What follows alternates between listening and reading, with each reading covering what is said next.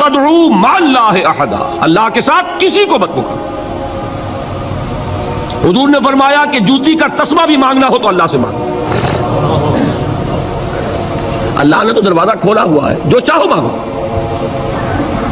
کسی اور سے مت مانگو۔ دیکھیے ایک علمی مسئلے اور ہوتے ہیں۔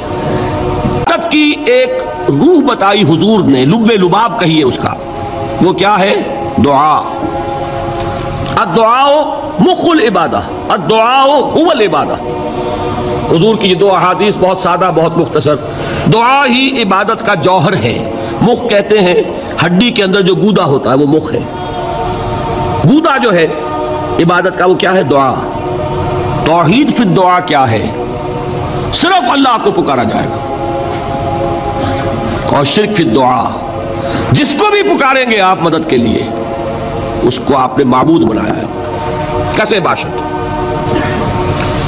یہ مسئلہ سمجھ لیجئے، لا تدعو مع اللہ احدا، اللہ کے ساتھ کسی کو مت پکارو۔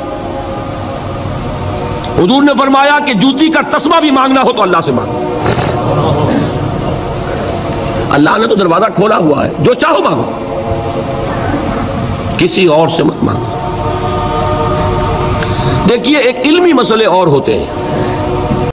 یہ جو روحانیات کا معاملہ ہے، عالم ارواح میں کیا صورت ہے، ارواح صرف کہیں اللہ کے پاس کسی کولڈ سٹوریج میں ہے یا اس کا اس دنیا سے بھی کوئی تعلق ہے، یہ علمی مسائل ہیں۔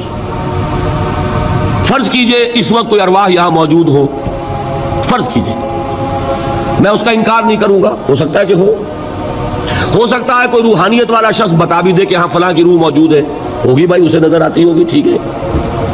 یہ بھی ہو سکتا ہے کہ کوئی شیطان جن ہو اور وہ دھوکہ دے رہا ہو کہ میں فلاں کی روح ہوں، ہو سکتا ہے کہ نہیں؟ لیکن یہ بھی ہو سکتا ہے، وہ بھی ہو سکتا ہے، مجھے اس سے بحث نہیں۔ مجھے جس سے بحث ہے وہ یہ ہے کہ مجھے پکارنے کی اجازت نہیں ہے۔ ہوا کرے کسی کی روح موجود ہو، ہوا کرے، مجھے میرے رب کی اجازت نہیں ہے کہ میں اسے پکاروں۔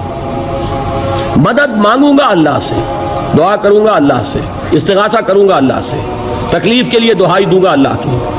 اب اللہ جس سے چاہے کروا دے، کسی روح کو بھیج دے، کسی فرشتے کو بھیج دے، مجھے کیا ہے؟ مجھے آم کھانے ہیں، پیڑ نہیں گننے۔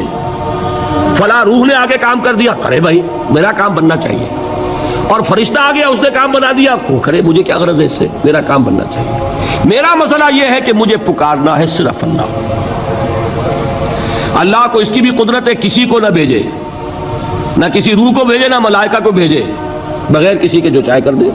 اللہ کا مرضی ہے، وہ چاہے کسی روح کو بھیج دے، کسی فرشتے کو بھیج دے، مجھے اس سے غرض ہی کوئی نہیں۔ مجھے تو اپنی تکلیف کا دور ہونا مطلوب ہے، اس کے لیے میں پکاروں گا۔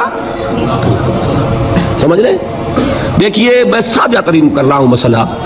عبد القادر جیلانی کی روح یہاں ہے یا نہیں، حضور کی روح انور یہاں ہے یا نہیں، یہ تو علمی مسئلہ ہو گیا نا۔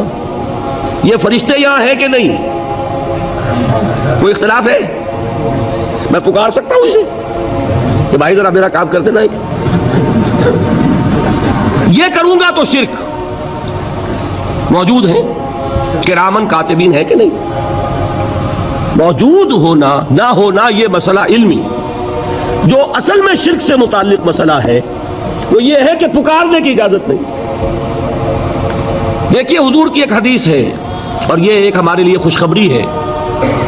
آج 8واں دن ہے، آپ اپنی نیند کی قربانی دے رہے ہیں، آ رہے ہیں، سن رہے ہیں۔ یہ حدیث بھی سن لیجئے، بشارت والی حدیث ہے۔ مجتمع قوم فی بیت من بیوت اللہ، نہیں جمع ہوتے کچھ لوگ اللہ کے گھروں میں سے کسی گھر میں۔ اس کا مصداق اول تو مسجد ہوگی، لیکن تقریباً تمام محدثین نے مانا ہے کہ صرف مسجد تک محدود نہیں ہے، سب گھر اللہ کے ہیں۔ یہ جگہ کس کی ہے؟ تو عام ہے یہ چیز، لیکن مسجد کا ہوگا تو وہ مصداق اول ہو جائے گا۔ مجتمع قوم فی بیت من بیوت اللہ یتلون کتاب اللہ ویتدارسونہ بینہم، کام کیا کر رہے ہوں کہ اللہ کی کتاب پڑھ رہے ہوں، وہ سمجھ رہے ہوں، سمجھا رہے ہوں، تو کیا ہوتا ہے؟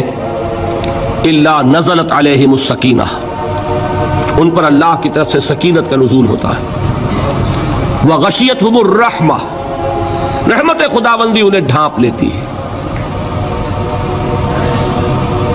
وحفتہم الملائکہ، فرشتے ان کے گرد گھیرا ڈال لیتے،